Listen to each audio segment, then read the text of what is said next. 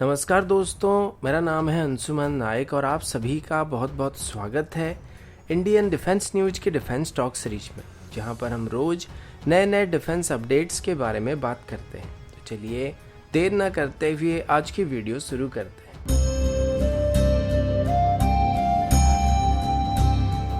आज की पहली अपडेट भारत की प्राइवेट डिफेंस कंपनीज को लेके है।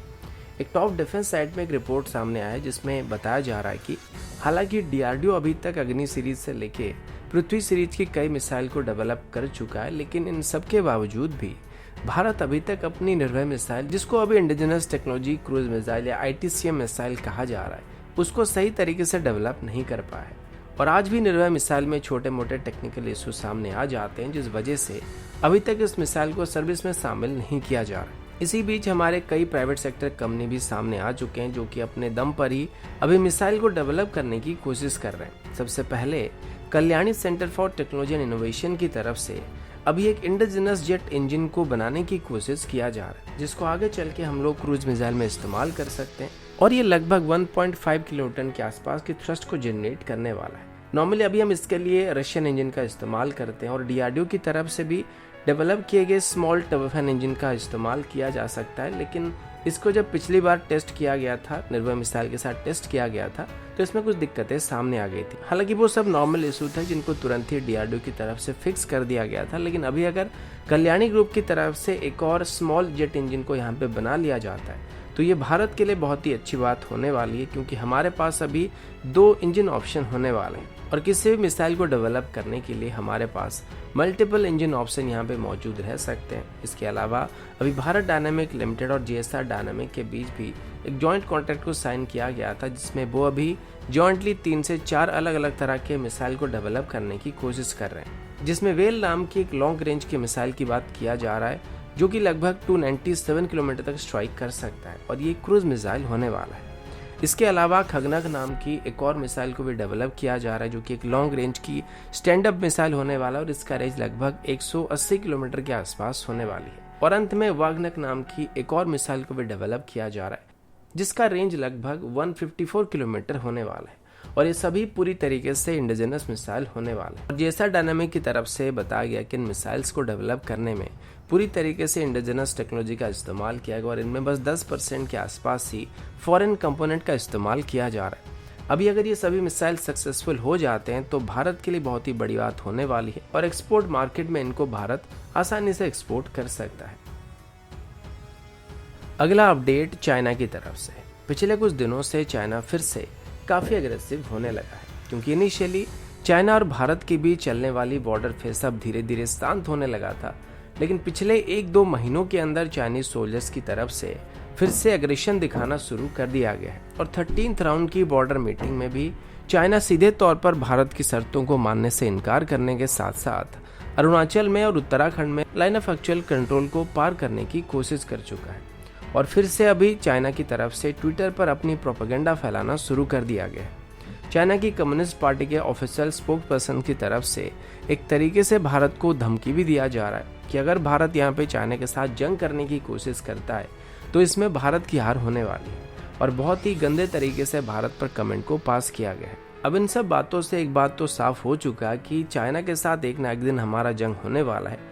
लेकिन पिछले 1-2 सालों से जो बॉर्डर फेसअप चल रहा है, इसमें दरअसल चाइना को ही फायदा हो रहा है, क्योंकि चाइना इस दौरान एक्चुअली भारत के साथ जंग करना नहीं चाह रहा। चाइना सिर्फ इस दौरान भारत की ताकत को अंदाजा लगाने की कोशिश कर रहा है और साथ ही रियल वर्ल्ड सिनेरियो में अगर भारत के साथ चाइना का जंग होता है तो इसमें चाइना को क्या क्या परेशानी का सामना करना पड़ सकता है और चाइना का भारत के मुकाबले क्या क्या वीक पॉइंट होने वाला है, इन सभी को चाइना पहले से ही पता लगाने की कोशिश कर रहा है, जो कि धीरे धीरे चाइना ठीक करने की कोशिश कर रहा है। जैसे कि एक छोटा एग्जाम्पल दें तो आपको पता होगा कि चाइना के पास तिब्बत रीजन में ज्यादा एयरबेस मौजूद नहीं थे, जिस वजह से किसी भी एरियल एंगेजमेंट में भारत चाइना के मुकाबले ज्यादा एयरक्राफ्ट को डिप्लॉय कर सकता है। और इस बात को इंडियन एक्सपर्ट्स की तरफ से कई बार बताया जा चुका है और अभी बदले में चाइना की तरफ से अपनी सभी एयरबेसेस को अपग्रेड किया जा रहा है और नए एयरबेस को बनाना शुरू किया जा चुका है, जो कि पहले चाइना के जो वीक पॉइंट्स थे उनको ठीक करने का काम करने वाला है। और यही स्ट्रेटेजी चाइना शुरू से ही अपनाने की कोशिश कर रहा है।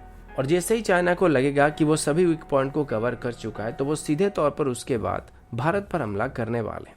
एक और दिक्कत की बात यह है कि चाइना की तरफ से आज तक भारत के साथ ऐसा कोई भी मैप को शेयर नहीं किया गया जिसमें चाइना की तरफ से ऑफिशियली अपना क्लेम को दर्शाया गया है। और अभी जब भी बॉर्डर फेस अप होता है तो चाइना की तरफ से अपने अंदाजे से बता दिया जाता है कि हमारे मैप के हिसाब से सामने वाला पहाड़ हमारे एरिया में आता है और तुमको वहां से वापस जाना है। और इसी वजह से अभी सारा फेस अप चल रहा है।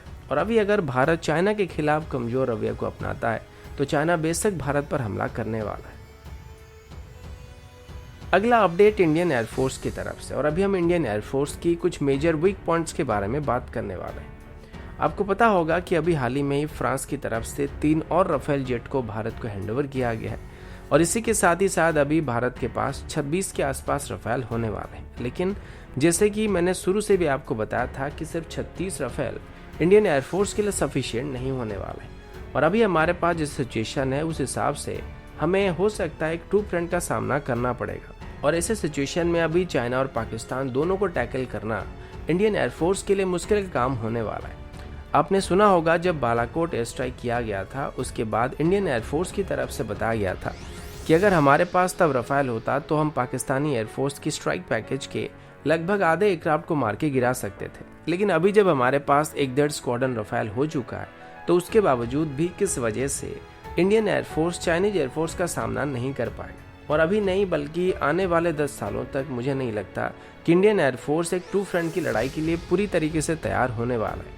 मे भी आपको थोड़ा गलत यहाँ पे लग सकता है, लेकिन अगर आप गौर करेंगे तो पास्ट में हमने जो भी गलतियाँ किया था उसको मेकअप करना हमारे लिए इतना आसान नहीं होने वाला। एक बार को अगर हम इंडियन एयरफोर्स की रिक्वायर्ड स्क्वाड्रन स्ट्रेंथ को साइड में रखते हैं तो वर्तमान हमारे पास जो मेन फाइटर एयरक्राफ्ट है वो Su-30 MKI है, जिसको इंडियन एयरफोर्स का बैकबोन फाइटर जेट कहा जाता है। और हमारे पास अभी 270 के आसपास सुखोई मौजूद है। लेकिन सुखोई की एक दिक्कत ये कि इनकी सर्विस अवेलेबिलिटी 50% से थोड़ा ज़्यादा रहता है। लेकिन फिर भी अगर जंग हुआ तो उस टाइम पर 270 में से मैक्सिमम 180 से 200 के आसपास सुखोई मिशन रेडी कंडीशन में होने वाले हैं। और मैं यहाँ पर मैक्सिमम नंबर को लेके चल रहा हूँ और ये मिनिमम 100 तक भी जा सकता है। और ऐसे हालात में चाइना के पास हमारे मुकाबले लगभग 2 से 3 गुना ज़्यादा फाइटर एयरक्राफ्ट मौजूद रहने वाले, जो कि सेम सुखोई स्टैंडर्ड के फाइटर जेट होने वाले। तो वहाँ पर हमें 1:1 रेशियो मिलने वाली, यानी कि चाइनीज़ फ्लैंकर के अगेंस्ट में हमारे फ्लैंकर्स को कोई बहुत ज़्यादा एडवांटेजेस नहीं मिलने वाला है। पर चाइना के एयरक्राफ्ट हमारे फाइटर जेट के मुकाबले लगभग आधे वेपन के साथ ही टेक ऑफ कर पाएंगे, जो कि चाइना के लिए एक मेजर डिसएडवांटेजेस होने वाला है। लेकिन इसके बदले चाइना हमारे मुकाबले 2 गुना या 3 गुना ज़्यादा फाइटर जेट को डिप्लॉय कर सकता है। इसके अलावा हमारे पास अभी मिराज और MiG-29 जैसे फाइटर जेट भी मौजूद हैं और मिराज की जो सर्विस अवेलेबिलिटी है वो काफ़ी अच्छा रहता है। लेकिन MiG-29 की बात करें तो इनकी अवेलेबिलिटी सुखोई के साथ भी लगभग सिमिलर है और हमारे पास लगभग 60 के आसपास MiG-29 मौजूद हैं। तो ऐसे हालात में हमारे पास 30 से 35 MiG-29 ऑपरेशनल कंडीशन में हो सकते हैं। इसके अलावा अभी तेजस भी हमारे पास मौजूद है, लेकिन अभी इंडियन एयरफोर्स में बहुत ज़्यादा तेजस को इंडक्ट नहीं किया गया है। तो यहाँ पर आप एक तरीके से अंदाज़ा लगा सकते हैं कि जंग जैसे हालात में हमारी टोटल फ्लीट की लगभग आधी एयरक्राफ्ट ही सर्विस के लिए तैयार होने वाले हैं और ये चाइना की टोटल फाइटर जेट के स्ट्रेंथ के मुकाबले काफ़ी कम होने वाला है। और ऊपर से अभी चाइना के पास 150 के आसपास J-20 भी मौजूद है, जो कि भारत के लिए और भी दिक्कतें पैदा करने वाले हैं। लेकिन फिर भी अभी हमारे पास जितना भी एयरक्राफ्ट मौजूद है ये खुद को डिफेंड करने के लिए तो सही है, लेकिन अगर हमारे ऊपर 2 तरफ से हमला किया गया तो बात बिगड़ सकती है। एक और दिक्कत ये है कि पिछले 20 सालों में हमने एक भी नया फाइटर जेट को इंडक्ट नहीं किया था, जिस वजह से MiG-21 और जगुआर जैसे एयरक्राफ्ट को अभी रिटायर करने के बाद इनकी जगह खाली पड़ने वाली।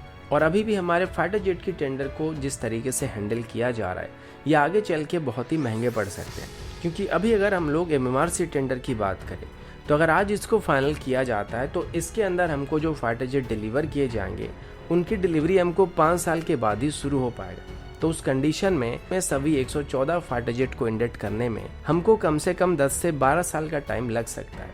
और अभी अगर हम एडिशनल राफेल जेट की बात करते हैं तो इनको भी इंडक्ट करने में 2026 से 2028 तक का टाइम लग सकता है। तो आप उम्मीद कर सकते हैं कि 2021 से 2030 तक का जो वक्त होने वाला है ये भारत के लिए काफ़ी महत्वपूर्ण टाइम होने वाला है, क्योंकि इस टाइम पीरियड के अंदर हमारी एयरफोर्स सबसे कमज़ोर होने वाला है और मोस्टली मॉडर्नाइजेशन के दौर से गुजरने वाला है। और अगर हमारे दुश्मन की तरफ से इस टाइम पीरियड के अंदर हमारे ऊपर हमला करने की कोशिश किया जाता है तो ये भारत के लिए काफी नुकसानदेह साबित हो सकता है। वरना 2030 के बाद हमारी एयरफोर्स काफी स्ट्रांग हो चुका होगा, क्योंकि ये हमारे सभी पुराने एयरक्राफ्ट लगभग रिटायर हो गए होंगे और लगभग 123 तेजस, 72 के आसपास रफेल और 114 MMRC टेंडर में सिलेक्ट होने वाले एयरक्राफ्ट भी इंडियन एयरफोर्स में शामिल हो चुके होंगे, जिस वजह से 2030 के बाद भले ही इंडियन एयरफोर्स के पास 42 स्क्वाड्रन नहीं होगा, लेकिन फिर भी जो 30 से 35 स्क्वाड्रन हमारे पास तब होंगे वो आराम से एक टू फ्रंट की वॉर को झेल सकते हैं। लेकिन अभी जो 30 स्क्वाड्रन हमारे पास मौजूद हैं,